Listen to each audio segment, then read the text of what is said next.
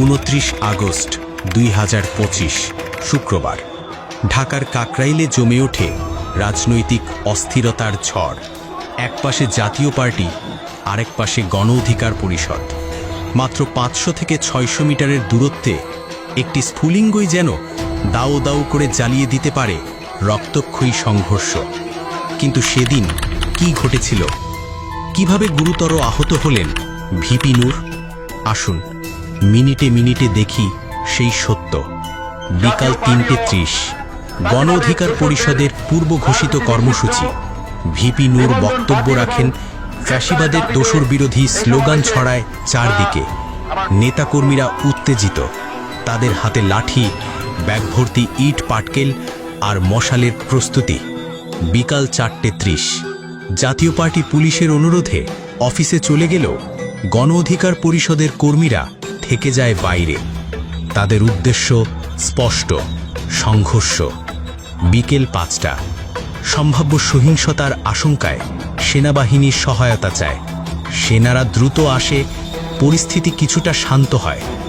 সন্ধ্যা ৭টা সংবাদ সম্মেলন শেষে গণ অধিকার পরিষদের নেতারা উস্কানোমূলক বক্তব্য দেয়। এরপরই আবার এগোতে থাকে জাতীয় পার্টির অফিসের দিকে। হাতে লাঠি, ব্যাগ ভর্তি ইট পাটকেল। পুলিশ থামাতে চাইলে উল্টো পুলিশের ওপরই ছোড়া হয় ইট পাটকেল। আবারও সেনাবাহিনীকে তলব। রাত ৮টা অন্ধকার ঢাকা শহরে বের হয় মশাল মিছিল। স্লোগানে কাঁপতে থাকে পরিবেশ। মশাল, লাঠিসোঁঠা, ইট পাটকেল নিয়ে আবারও প্রস্তুতি। যৌথ বাহিনীর দিকে আক্রমণ, ধাওয়া পাল্টা ধাওয়া। পরিস্থিতি হাতছাড়া হয়ে যায় নিয়ন্ত্রণের বাইরে। রাত ৮টা ৫ ভিপি নূর মরিয়া চেষ্টা করেন কর্মীদের থামাতে, কিন্তু ব্যর্থ হন। নিজের মুখেই বলেন, ওরা কারা? আমাদের লোক হলে তো আমাদের এখানে থাকার কথা। অচেনা উচ্ছৃঙ্খল জনতা বিশৃঙ্খলা ছড়াতে ভিড়ে মিশে পড়ে। রাত ৮টা ১০ থেকে ৮টা ৩০ রাস্তায় হাতাহাতি, অগ্নিসংযোগ, সড়ক অবরোধ। যৌথ বাহিনী মাইক হাতে সতর্ক করেন, রাস্তা ছেড়ে দিন, সংঘাতে জড়াবেন না, কিন্তু কেউ শোনে না। রাত ৯টা ২০ হঠাৎ আবারও ইট পাটকেলের বৃষ্টি। আহত হয় পুলিশ সদস্যরা, এমনকি সেনা অফিসার এবং সৈনিকরাও। ধাওয়া পাল্টা ধাওয়ায় কাকরাইল রণক্ষেত্রে পরিণত হয়। রাত ১০টা ২০ যৌথ বাহিনী বাধ্য হয় লাঠিচার্জ করতে। হট্টগোলের ভেতর ভিপি নূর পড়ে যান মাঝখানে। ধাক্কাধাক্কি আর সিঁড়ির আঘাতে ফেটে যায় তার নাক। রক্ত ঝরতে থাকে মাটিতে।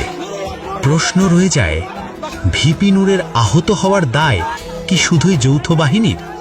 হ্যাঁ, তিনি পুলিশের দ্বারা হট্টগোলের মাঝে আঘাতপ্রাপ্ত হন।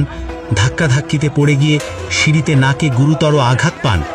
প্রত্যক্ষদর্শীরা বলেন, সেদিনকার বিশৃঙ্খলা এতটাই ঘন ছিল যে সত্য আর গুজব আলাদা করা কঠিন ছিল। তবে নিশ্চিত হওয়া যায়, ইচ্ছাকৃত আঘাত নয়, বিশৃঙ্খল ভিড়েই ঘটে যায় এই দুর্ঘটনা। ২৯ আগস্টের সেই রাত প্রমাণ করে, রাজনীতির উত্তাপে নেতারাও কখনো কখনো নিজেদের কর্মীদের নিয়ন্ত্রণ করতে পারেন না। ভিপি নূরের আহত হবার ঘটনা হয়তো দুঃখজনক দুর্ঘটনা, কিন্তু এর আড়ালে লুকিয়ে আছে ভয়ঙ্কর বাস্তবতা। সেদিন যদি সেনা ও যৌথ বাহিনী নিয়ন্ত্রণে না আনত, তাহলে কাকরাইল হয়তো রূপ নিত এক ভয়াবহ রক্তক্ষয়ী সংঘর্ষ ক্ষেত্রে।